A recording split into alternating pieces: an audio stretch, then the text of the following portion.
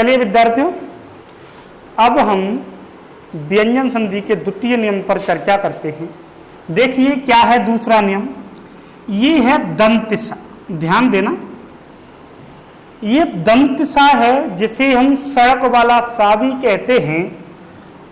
ये दंतिसा कभी कभी क्या होता है, इस मूर्धन्य सा में बदल जाता है। समझ में आ रहा है ना? दंतिसा किस में बदल जाता है? मूर्धन्य सा में। अब ये बदलता कब है?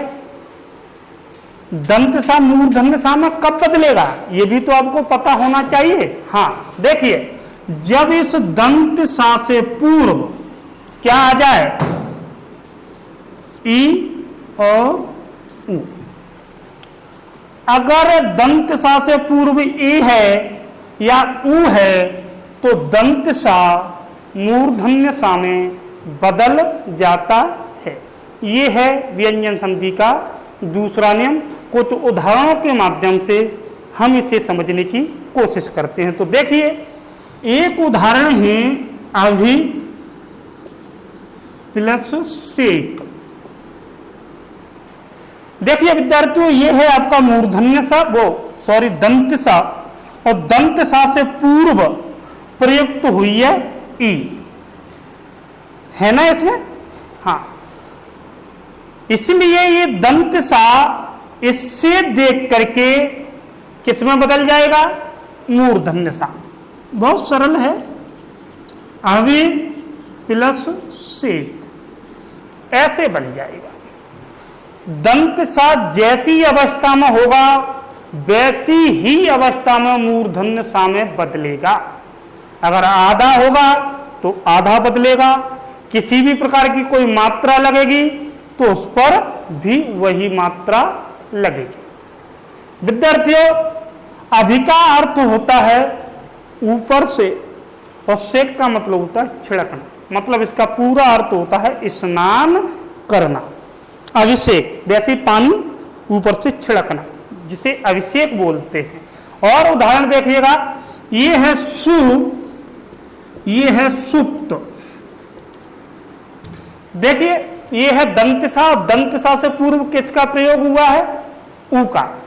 ऊ का प्रयोग होने के कारण दंतसा किस में बदल जाएगा? मूर्धन्य सा में। तो क्या बन जाएगा ये? देखिए, ये बन जाएगा सुसुप्त। सु का अर्थ होता है अच्छी तरह से, सुप्त का अर्थ होता है सोया हुआ। जो अच्छी तरह से गहरी नींद में सोया हुआ है उसे सुसुप्त कहा जाता है या सुसुप्त बोला जाता है। और उदाहरण देखते हैं। देखिए, ये है परि, ये है सद। सद का मतलब होता है बैठना, और परि का मतलब चारों ओर, चारों ओर बैठना। देखिएगा, ये है दंत सा, और दंत सा से पूर्व प्रयुक्त हुई है छोटी ई, इसलिए ये दंत सा बदल जाएगा मूर्धन्य सा में। देखो, परिषद। और उदाहरण देखिए आप, ये है अनु, ये है संगीत।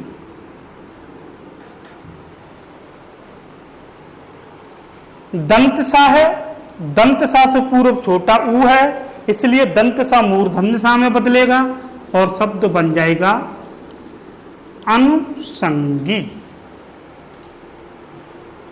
अनुसंगी का अर्थ होता है किसी भी घटना के बाद में अनिवार्य रूप से साथ आने वाला। इसी का एक मिलता जुलता उदाहरण है, इसी से बना है। देखिएगा क्या है, ये है अनु, ये है संगिक। विद्यार्थियों ध्यान दें, दंत सा से पूर्व छोटा ऊ, इसलिए दंत सा मूर्धन्य सा में बदलेगा और शब्द बनेगा आपका अनुसंगिक। वही अर्थ है, किसी भी घटना के बाद में अनिवार्य रूप से परिणाम के रूप में आने वाला अनुसंगिक कहलाता है। देखिएगा, कुछ और उदाहरणों के माध्यम से इस पर और विस्तार से प्रकाश डालते हैं। देखिए, ये है प्रति, ये है सेध, एक उदाहरण है उपनि, ये है सद। दोनों को बनाइए, क्या बनेगा? देखिए दंत सा है, दंत सा से पूर्व क्या देखा? छोटी ई। जैसे ही दंत सा से पूर्व ई या ऊ में से हमें कोई दिखाई देता है तो दंत सा किस में बदल जाता है? मूर्धन्य सा में। तो ये क्या बन जाएगा? प्रतिषेध। प्रतिषेध का अर्थ होता है वर्जित। ये है उपनिषद, सद का मतलब होता है बैठना। ये दंत सा से पूर्व ई, तो क्या बनेगा? उपनिषद। ये है उपनिषद। देखो और उदाहरण देखते हैं। जितने ज्यादा उदाहरण आप करेंगे, अभ्यास करेंगे, उतना ही ज्यादा नियम समझ में आएगा।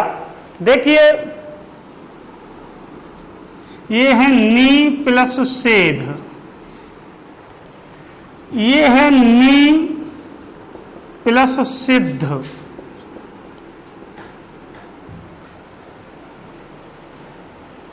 देख लीजिए क्या बनेगा? दंत सा है, दंत सा से पूर्व ई है, तो ये बन जाएगा निषेध। बताइए कहीं भी किसी भी प्रकार की कोई प्रॉब्लम है? नहीं ना। ये है दंत सा, दंत सा से पूर्व वही प्रक्रिया, वही बात, छोटी ई, तो ये भी क्या बन जाएगा? निषिद्ध।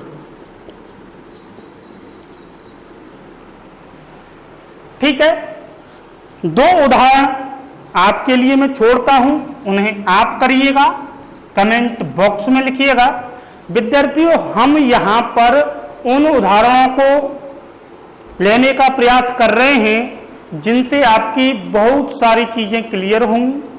आपके पर्यायवाची क्लियर होंगे, पर्यायवाची के साथ साथ आपके उपसर्ग हैं ये क्लियर होंगे, और शुद्धि अशुद्धि जो शब्दगत हो जाती हैं आपसे वो सारी दूर हो जाएंगी, और थोड़े से स्टैंडर्ड उदाहरण हैं, क्योंकि सरल उदाहरणों को हर कोई कर लेता है और वो कभी परीक्षा में पूछे भी नहीं जाते हैं। अगर पूछ भी लिए जाते हैं तो उन्हें हर कोई कर भी देता है। ठीक है विद्यार्थियों, इसलिए हम चाह रहे हैं कि आपको उदाहरण दिए जाएं थोड़े स्टैंडर्ड, बढ़िया, जो आपको अच्छे लगें, आपकी समझ में आए। सरल उदाहरणों से कहीं आप बोर ना हो, इन सारी बातों का ध्यान रख करके मैंने उदाहरणों का चुनाव किया है आपके लिए। तो आप ध्यान दीजिएगा, ये दो उदाहरण काफी सरल हैं जिन्हें मैं आपके लिए छोड़ रहा हूं, ये कर दीजिए, आप कमेंट बॉक्स में लिख दीजिए।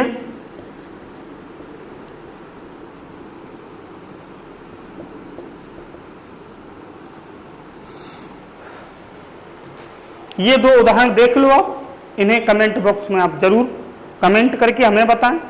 ठीक है, चलिए अब व्यंजन संधि के तीसरे नियम को देखते हैं। क्या है तीसरा नियम? बड़ा सुंदर है, इसमें से बहुत सारी परीक्षाओं में प्रश्न पुट ऑफ किए जाते हैं। विद्यार्थियों मैं आशा करता हूं आप इस नियम को अच्छी तरह से समझेंगे। क्या है नियम? देखिए ये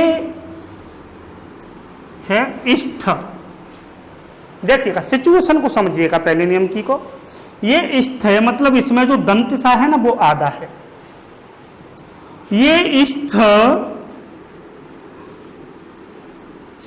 में बदल जाता है, मतलब ये वाली स्थिति किस में बदल जाएगी? इसमें। ये जो दंत सा है ये मूर्धन्य सा में बदलेगा, और जो था है वो ठा में बदलेगा। विद्यार्थी बदलेगा कब? वो भी तो आपको पता होना चाहिए ना, क्योंकि जब तक आपको इसके पूर्व की सिचुएशन नहीं पता होगा तब तक आप नियम को कर कैसे पाओगे। तो विद्यार्थियों बस आप में थोड़ा सा दिमाग होना चाहिए, आप खुद ही इसको निकाल सकते हैं कि आगे सिचुएशन क्या होनी चाहिए, आगे कौन कौन से वर्ण होने चाहिए, तब स्थ इष्ठ में बदलेगा। तो देखिए अभी हमने इससे पहले वाला नियम समझा, क्या था? उसमें दंत सा मूर्धन्य सा में बदल रहा था, और इसमें भी तो दंत सा मूर्धन्य सा में ही बदल रहा है ना, तो सिचुएशन तो वही होनी चाहिए, वही है। देखिए अगर इससे पहले ई या ऊ आपको दिखाई दे तो इसको इसमें बदल दो, कोई दिक्कत नहीं है। उदाहरणों के माध्यम से समझते हैं। इष्ठ से पूर्व ई और ऊ अगर आपको नजर आए, दिखाई दें, तो आप इष्ठ को इष्ठ में बदल दीजिए। उदाहरणों के माध्यम से समझते हैं। ये है युद्धि, युद्ध का अर्थ होता है युद्ध, और ये है स्थिर। युद्ध में स्थिर रहने वाला, अपनी बात पर अटल रहने वाला। युद्ध जब महाभारत का शुरू हुआ था तब युधिष्ठिर अपनी सत्यता पर अडिग थे, इसलिए उनका नाम पड़ा युधिष्ठिर। भगवान श्री कृष्ण ने उनको काफी डगमगाने की कोशिश की, लेकिन फिर भी वो डगमगाए नहीं। उन्होंने, देखिए आगे इसको करते हैं, क्या होगा ये देखिए। ये सिचुएशन ये रही इष्ट, और इससे पूर्व देखिएगा ए है, तो ये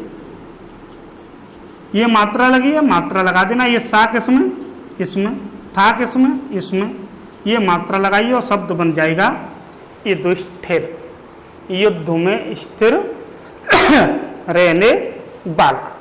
देखिए ये है अनु प्लस स्थान। ये स्थ आपको दिखाई दे रहा होगा, इससे पूर्व ऊ भी आपको दिखाई दे रहा है, तो आपको अब करना क्या है पता है ना आपको, इस स्थ को बदलना है।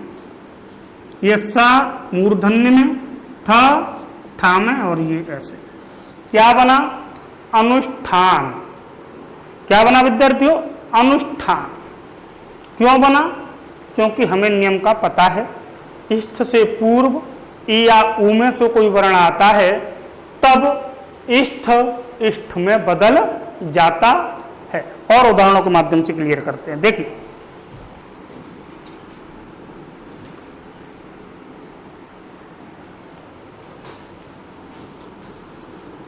ये अनु, ये है स्थाता, ये है प्रति, ये है स्थान।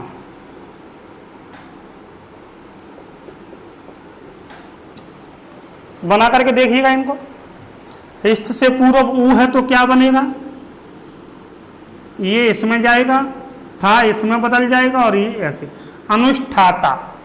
ये प्रत को सीधा का सीधा उतारिएगा, यहां कुछ नहीं करना, यहां तो केवल ये देखना है कि ई या ऊ में से कुछ है क्या, और हमें पता है कि है, तब हमें कुछ नहीं करना, इसको किसमें बदल देना है, ऐसे। ये बन जाएगा प्रतिष्ठान। देखिएगा और उदाहरण।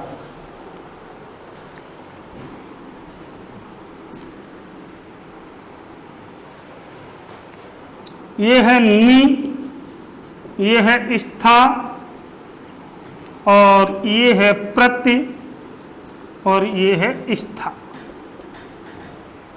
देखिएगा दोनों को। इष्ट से पूर्व ई, तो इष्ट किस में बदलेगा, इष्ट में। क्या बन जाएगा, निष्ठा। यह देखिएगा इष्ट से पूर्व ई क्या बनेगा, प्रतिष्ठा। इस दुनिया में हर कोई चाहता है कि हमें प्रतिष्ठा मिले, इज्जत मिले, मान मिले, सम्मान मिले, ठीक है, वो प्रतिष्ठा। देखिएगा एक प्रश्न किसी परीक्षा में पूछा गया था, मुझे पता नहीं है,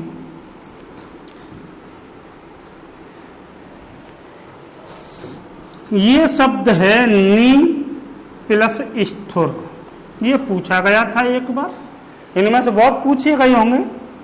ये है अधि, ये है स्थात्री। दोनों को देखिए, इष्ट से पूर्व ई क्या बन जाएगा, निष्ठुर, जिसके हृदय में दया भाव नहीं है वो निष्ठुर कहलाता है। ये देखिएगा आधि, ये इष्ट किस में बदल जाएगा, ऐसे अधिष्ठात्री। और उदाहरण देखते हैं, एक उदाहरण है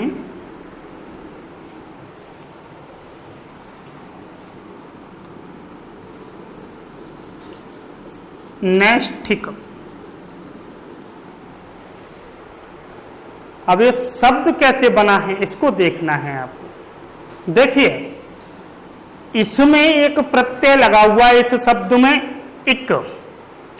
अगर हम इसमें से एक प्रत्यय को बाहर निकालेंगे तो देखिए क्या होगा, ये एक प्रत्यय इधर आ गया और इधर ये आगे जो वृद्धि हुई है इस प्रत्यय के कारण शब्द के प्रारंभिक वर्ण में वो वृद्धि कम हो जाएगी और इधर शब्द आ जाएगा निष्ठा। ऐसे कुछ प्रत्यय हैं 6-7 जो किसी शब्द के अंत में जब जुड़ते हैं ना तब वो उस शब्द के प्रारंभिक, उस शब्द के आरंभिक वर्ण में वृद्धि करते हैं। वो कौन कौन से प्रत्यय हैं, कैसे कैसे और क्या क्या वृद्धि करते हैं उसके प्रारंभिक वर्ण में, ये सारी बातें हम विस्तार से जानेंगे, हम आपको विस्तार से बताएंगे, लेकिन अभी नहीं, प्रत्यय वाले प्रकरण में। ठीक है विद्यार्थियों, हमारे साथ लगातार जुड़ी रहिए, हमारी श्रृंखला बदस्तूर जारी है आपके लिए छात्र हित में, केवल और केवल हम आपकी सेवा में लगे हुए हैं। देखिए अब ये शब्द निष्ठा आ गया।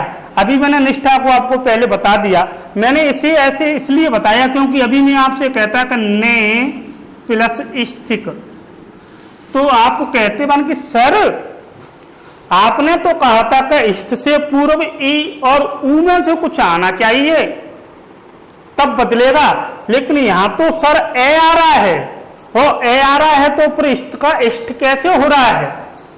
हाँ, तो अब आप शायद समझ गए होंगे कि यह शब्द निष्ठा है और निष्ठा शब्द में एक प्रत्यय जोड़ करके नैष्ठिक शब्द बना है।